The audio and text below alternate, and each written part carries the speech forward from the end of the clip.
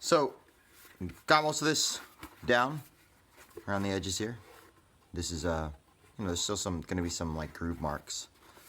Up front's fairly good. Again, I'll have to sand that down and get it like so it's consistent across the front, and then work our way around the back.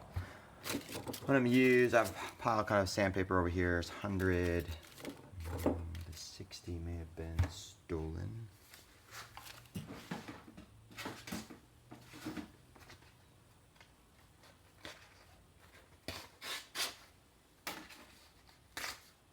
Now 60 is pretty rough, obviously, and I'm only going to do this briefly. Kind of go intermediary between the this and 100. It's almost like running a file.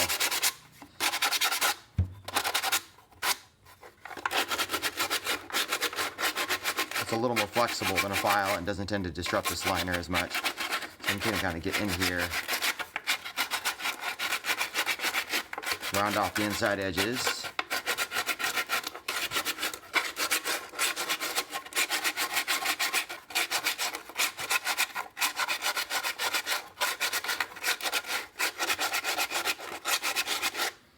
Work my way around there a couple times. Then I'm going to set that aside. I'm going to go to 100. That'll be a little more. Let's see, I got a little bit of that thing falling off here.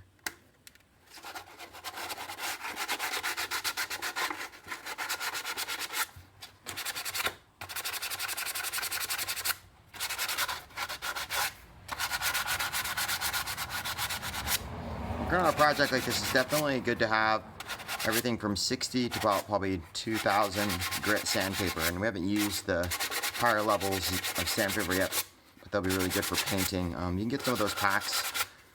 If you have a craft store or something like that, that's always great if you can support them locally, but out here in Kauai, most of that stuff doesn't exist. So what we ended up with is more having to take advantage of a Amazon and shipping, that sort of thing.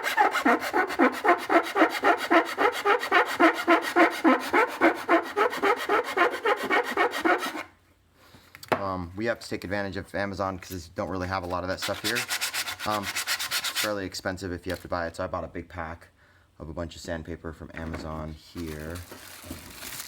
It has a bunch of different grits. Works really well for sort of the finishing. It's all wet sandpaper and the price was excellent. Obviously, if you're waiting for your helmet to show up because of delays or just standard build time, it's a great time, if you haven't built one before, to get that list of things you need. Everything from your spray paints, do your research, figure out what spray paint you're going to paint your helmet. This one's just going to be primer with white on, but if you're doing like this more old school Boba Fett sort of style paint job, you may need to get together all the different paints you need for that.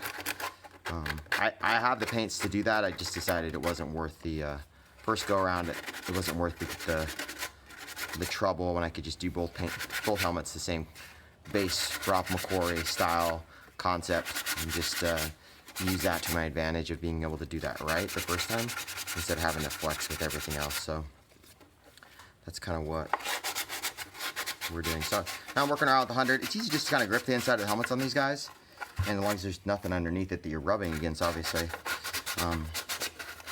I just have a beach towel here because we have plenty of beach towels at the house and they're nice and soft. Get that edge going, and that's 100. I'm gonna go up to, I really find that like 150 is like my money one that takes it from just sort of scratching it to getting it super like more smooth and taking off. I don't know why that is. If the 200 is just, there's more left on it sandpaper wise, but it seems a nice balance. The 150 does of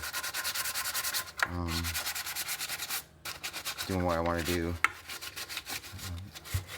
And then once I get most of the gunk off, and I know this is pretty worn, but it's more flexible actually when you get to a little more worn out for these bottom edges. And then I'm going to go to a 220. 220 is starting to get into finishing. Like, and I'll obviously have to go back and look at this again and see if it's exactly where I want it before I paint it. Like, it's a little bit high here on this side.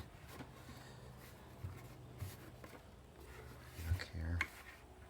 It's a little bit high, some of these things, and have a little bit of popping here. But this is where the 220 really can shine, is it can get some of that. If it's just light scratches, maybe get that out.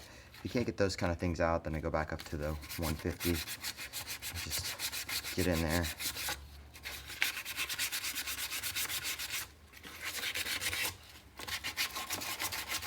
You don't want to do too much there because you're going to start to create a roundness there rather than a flatness. That's typical of these helmets.